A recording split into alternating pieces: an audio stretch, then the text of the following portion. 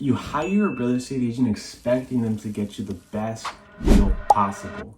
But what if they're secretly playing for the other side? A few weird comments, a little too much pressure to take the offer. Those could be signs that your agent is a dual agent. That's a massive conflict of interest that could cost you thousands. And in this video, we're calling out the top 3 signs that your agent is a dirty, rotten traitor. Income is probably the biggest investment that you're ever gonna make. And you hire a realtor to be your champion, to be your negotiator, your number one partner in crime that's gonna be loyal to you no matter what and keep your interests first. But there's a dirty little secret in the real estate industry that's gonna flip that on its head. What is a dual agent exactly? I mean, could a lawyer represent both the plaintiff and the defendant? No, that's a huge conflict of interest, right? No way it can happen. How can they fight for both sides to win? It's just not gonna happen. So whose interest is really number one? And that's pretty much what a dual agent is in a real estate transaction. It's when a single agent represents both the seller and the buyer. It is legal in many states, but it's a huge conflict of interest that should be wiped.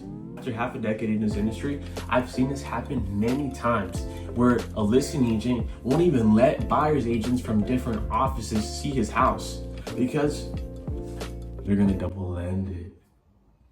That's when I find someone that wants to sell their house, I list that house, but I also don't let anybody else see it until I know I can't find someone to buy it. It not only sabotages them the most amount of money possible, it also screws your seller.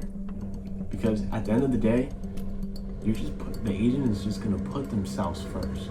So I ask you, how can you possibly trust someone whose loyalty is divided between two people? You're not gonna trust your boyfriend that has another girlfriend. That just doesn't make sense. And today I'm breaking down the top 3 most common red flags to identify that your agent is a dual agent. This is info you're gonna need to protect your investment. Let you know that your agent is 100% on your side. The first red flag is that your agent brings his own client to the transaction. A giveaway, right? You saw that one coming. So you just list your house and a couple days later. Hey, what's going on, man? I got a client for you. Awesome. Bring him forward. Yeah, he's one of my clients. Okay. You're the agent. I'm gonna call you You're back. my agent. What the? At first glance, that sounds good. That sounds efficient. But at the end of the day, you need to pump your brakes. When there's problems, ask yourself, whose favor are they going to negotiate towards? Red flag number 2. Agent pushes you to try selling the house off market. It could cost sellers a fortune because when it's off market, there's less competition. When there's less competition, the price is either stagnant, it remains the same, or it goes lower. You should absolutely put your house on the market unless you're in a pinch and you have to sell it immediately. If it's off market, I know some investors that could give you cash for it. If they give you cash, they're gonna give you lowball offers. Remember that. Secondly, they're gonna tell you no open houses, no hassle. You don't gotta clean your house. You don't have to leave your house during the weekends. That's something else that a lot of people might really like. Your agent just sounds like the bomb. He sounds like he has your best interest in mind. It's gonna be fast, it's gonna be incredible, but maybe you should pump your brakes. Because a lot of agents will sell to an investor, and the investor's gonna flip it over, and then that very same agent is gonna list the house again. I know, right? That's insane. That's insane. So how can you really have their best interest in mind if you're gonna screw them in the back end? So every time a situation comes up, ask yourself, who's gonna benefit from this in the long run? 9 times out of 10, it's gonna be the agent, not you.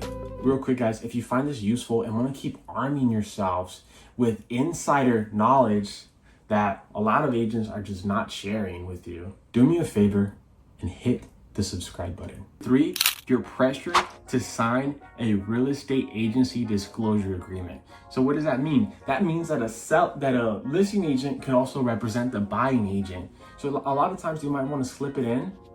So make sure that every time you sign something, Your agent explains every single page, every single line. I have spent 2 hours per client, 3 hours per client, answering what everything means, each and every line. This is maybe the most important one because it's legal paperwork stating that you give them the okay. The red flag isn't how they present it itself, but if they just slide it in there, some shady stuff's about to happen.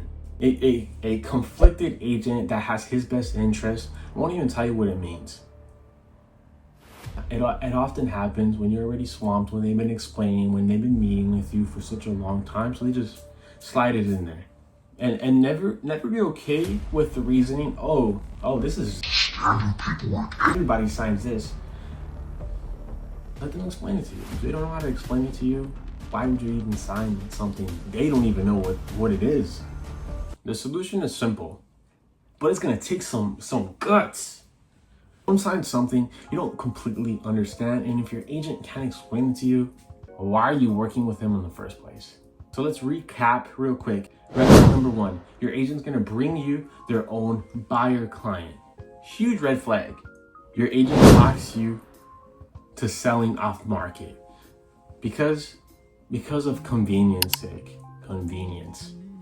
Number 3, you feel pressure to sign paperwork you don't completely understand. Home may be your biggest asset. The relationship with anybody is built on trust. You cannot possibly serve 2 masters. That's in the Bible. Because when you serve one, you'll hate the other. And in real estate, it's just a huge conflict of interest. In life, it's a huge conflict of interest. So make sure that your agent and the people that you trust have good intentions. If you're looking to sell or buy in the Southern California area, scan this QR code to look at homes or comment below. My email is right there. You can get in touch and we'll have a conversation to see if buying or selling is really something that you should do.